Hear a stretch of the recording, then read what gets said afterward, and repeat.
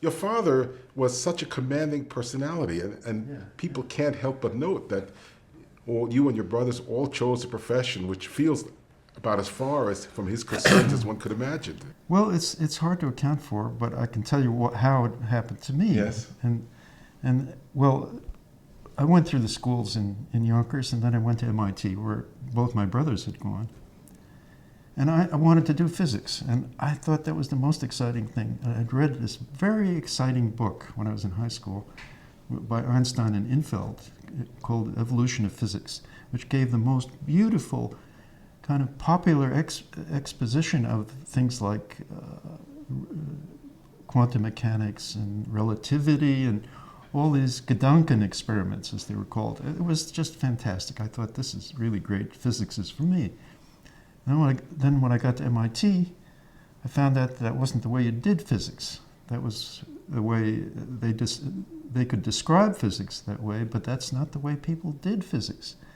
And in particular in the lab, I was absolutely hopeless in the lab. Your love of chaos did not stand you in good stead there. Yeah, well, I was just incompetent, basically. Well, actually, one other thing which I wonder about, which is, in a certain sense, did your father's experience impose kind of a double, though, isolation on your family? In the first instance, because from the general society, because being a communist was no small issue in those days, right? And then when he was expelled from the party in the late 40s, you must have been cut off from a lot of people that your family was close to at that point. It was very dramatic. One day we had 100 friends, and the house would be full of visitors, and the next day, nobody. One or two stragglers occasionally come, but it was a striking experience. I think you and I went over once some speeches of Mao, where your father, who I remember well, Mao gave two speeches about your father, one praising him to the heavens, and then a few months later denouncing him to the bottom pits. Yeah. And everybody was following the line. Right.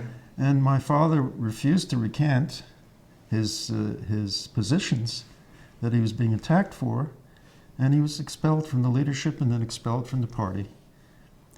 And then he went to Moscow to find out what was really going on. And of course, I didn't realize it at the time, but he was very lucky to come back. Yes. But I didn't know that at the time.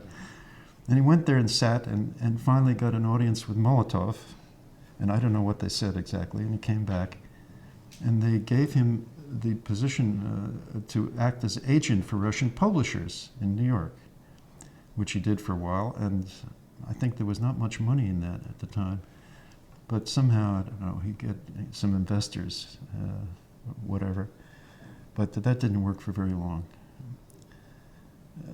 And then he went further and further away from the communist line, and eventually wrote books about how Marxism did not apply to America. Yeah, I remember you gave me one of those. Yeah, I have a pile of them still at home. It was not a bestseller, but... Wasn't a much better living than being the Russian publication agent, I imagine. No. It was a very hard time financially, Yeah, basically. We had family, two uncles and an aunt in the New York area. One of them, in fact, lived up the street, and they all helped us financially. And then Felix got a job, and that helped financially. And this was very good. Felix went to MIT and got out in 2 years, and then he went to Princeton, got out in 2 years, and got a job. But he had a very hard time getting, of course, a permanent job. But at least he had a job, and that he was the one in our immediate family that had a regular job. I remember you once said you were worried about yourself being able to get a job ever. Yeah, right. Well, when I left Princeton in 1957, in April I was invited to Rochester, gave a talk, and they said, well, we're going to give you an offer, you'll get the official letter in a week. And it didn't come in a week, and much time passed, and finally in August, my advisor said, oh, don't worry, I'll try and get you a job at Cornell. But then I got the offer from Rochester finally, 4 months later, the one that should have come in a week. And I went to Rochester, I had nothing else, and then I met one of the trustees at a reception Trustees from? of Rochester. at a reception for new faculty, and he explained to me what had happened. And my appointment had been kicked up the administrative level until it reached the Board of Trustees. Now, this was just an instructorship in mathematics. This is an insignificant thing. You write the name in a line and that's it. But they were all so worried about my father, who was 12 years out of the Communist Party by that time, and anathema to the Communist Party, in fact, but nobody seemed to know that. But he was a symbol.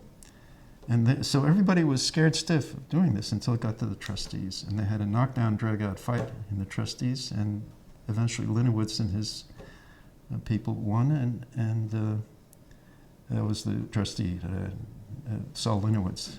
And I remember one resonance of this when you told me years later, when you went to China, they were nervous about your father also. so he was a pal of Zhou Enlai, in fact. He didn't know Mao very well, but Zhou Enlai he considered a friend.